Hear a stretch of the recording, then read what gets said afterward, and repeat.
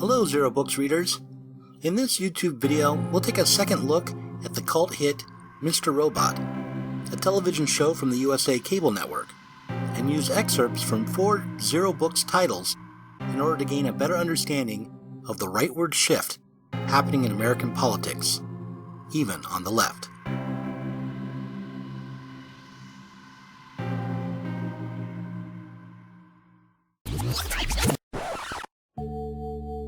If you're unfamiliar with the show, here's a quick summary. Mr. Robot is a drama thriller that tells the story of a computer hacker who organizes a gang of freaks and sets them to the task of destroying a megacorporation called E-Corp, or Evil Corp, erasing the world's financial records, especially the records of debt, and bringing down global capitalism. It's a show told on multiple levels, deploying and combining many tropes and tricks. A mashup that borrows from pop cultural classics such as Fight Club, American Psycho, The Matrix, Clockwork Orange, Taxi Driver, and a lot more. The show's producer, Sam Ishmael, has admitted that, while writing the show, he tries to rip off every film and television program he's ever seen. Somehow, being a mashup works to the program's advantage. Mr. Robot is accurate to hacker culture and more realistic generally, precisely because it is nostalgically hyper-real. In Mark Fisher's Ghost of My Life, he describes this nostalgic hyper-reality, a hyper-reality that I want to argue defines the aesthetic of Mr. Robot, as a symptom of our impotence, or of our stagnation. According to Fisher, we've lost track of history and lost faith in the idea of progressive historical movement. As evidence for this, he relates the following anecdote. I first heard Amy Winehouse's version of Valerie while walking through a shopping mall, perhaps the perfect venue for consuming it. Up until then, I had believed that Valerie was first recorded by the Zootons, but for a moment, the record's antiquated 1960s soul sound and the vocal, which on a casual listen I didn't at first recognize as Winehouse, made me temporarily revise this belief. Surely the Zootons version of the track was a cover of this apparently older track, which I had not heard until now? Naturally, it didn't take me long to realize that the 60s soul sound was actually a simulation. This was indeed a cover of the Zootons track, done in the souped-up retro style in which the record's producer, Mark Ronson, had specialized. Ronson's productions might have been designed to illustrate what Frederick Jameson called the nostalgia mode.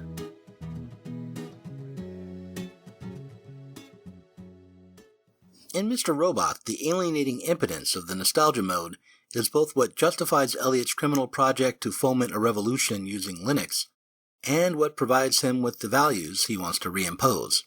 Now, the first 2 seasons of Mr. Robot ran during the final years of the Obama administration and came across like a leftist's wet dream. It asks the question, what if Anonymous was everything it claimed to be? What if the revolutionary spirit and ideology of Occupy Wall Street could win? Since the end of the second season, there has been a major change in American politics.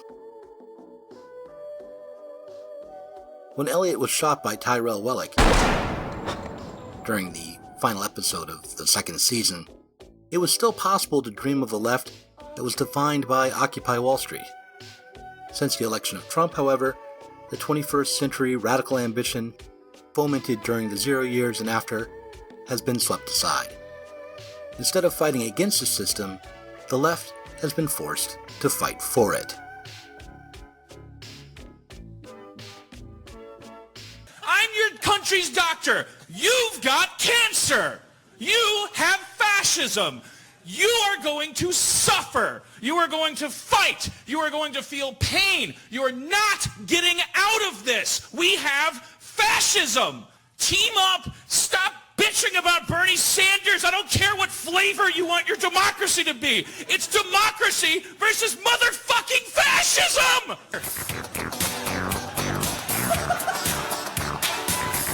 You got to oppose fascism. All right, so I have fingernail questions. In the previous Zero Books Mr. Robot video, I mentioned that the show had reached an impasse. At the end of the second season, it was obvious that Elliot Alderson's plan to destroy capitalism had gone wrong. Rather than bringing on a socialist revolution, the economic crisis that followed F Society's hack only consolidated the power of Evil Corps, while the hackers themselves scrambled merely to stay alive. But back then, the need for radical change was still obvious.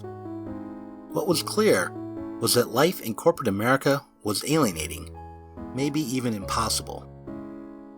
But what was unclear was what level or type of alienation we needed to overcome in order to transform modern life into something livable.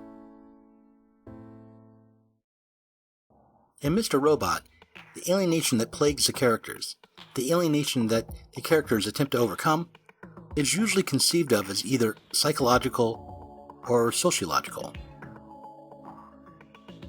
Let's turn to Ron Roberts' book, Psychology and Capitalism, in order to see how alienation is understood as a psychological malady brought on by a broken culture. Roberts writes, alienation from ourselves goes hand in hand with alienation from work. Our capacity to act fully autonomously in accordance with our basic, creative, loving nature is transformed under the conditions of the omnipresent market into programmed activity. This not only eats into the possibility of engaging with work in a way which is psychologically satisfying, but separates us from any say in how the products of our labor are to be used. From Robert's perspective, our alienation is something we feel as we lose hold of our authentic desires and lose the power to decide how to work and what work to create. However, if this is the final form of alienation, if this problem is what we have to overcome, then a purely negative project like Elliot Alderson's hack makes perfect sense. Deleting financial records, getting rid of the system that produced Evil Corps, freeing humanity from the market economy. All this should bring back authenticity, connectedness, and even love.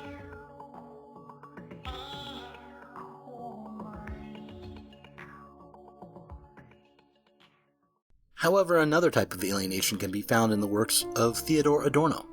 While it's true that Adorno and the rest of the Frankfurt School are seen as being behind the cultural turn in Marxist thought, the truth is that their conception of alienation leaned much more heavily on Marxist categories. In the upcoming book, Neglected and Misunderstood, introducing Theodor Adorno, author Stuart Walton explains the difference between Marx's materialist understanding of alienation as against a psychological understanding by distinguishing between a Hegelian and a Marxist conception.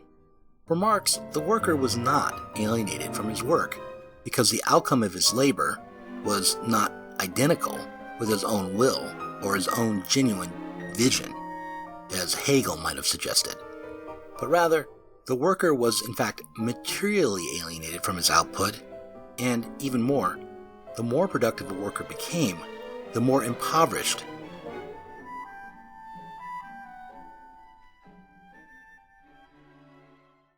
For Marx and Adorno both, the primary alienation in capitalist society wasn't to be found in the market, but at the site of production. And it is this alienation, real physical alienation based on the logic of capitalist production, that, according to Walton, has put down ever deeper roots. And I'd point out that as capitalism as a mode of productive life has expanded, the psychological effects of material alienation have expanded as well. This distinction between alienation conceived as a feeling of being cut off from our authentic selves, as opposed to an alienation understood as a real and material consequence of a historically contingent system of social life, and hence a system of material production, is key if we're to understand why the left has abandoned its radical anti-capitalist ambitions after the election of Donald Trump. It also explains why Eliot after discovering that his original hack has only made life worse, decides to give up on revolution and attempt to reform the system from within. In his 2014 book, Malign Velocities, Zero Book's author Benjamin Noys reminds readers that Marx has always insisted that capitalism does not automatically lead to communism. If the aim of the 5-9 hack had been the reconstitution of society, rather than finding a way to go home again, then Phase 2 would have been to write a new program to replace the capitalist one. And if we on the left want to avoid drifting rightward, if our task is to progress beyond capitalist relations, we'll need to at least attempt to imagine a new set of relations ourselves.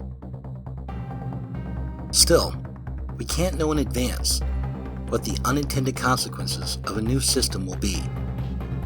Since we can't know what new hurdles and new injustices will result, such a creative project will require a leap of faith. Hey, you're stepping on my heels! It's your own fault! Wonder what their problem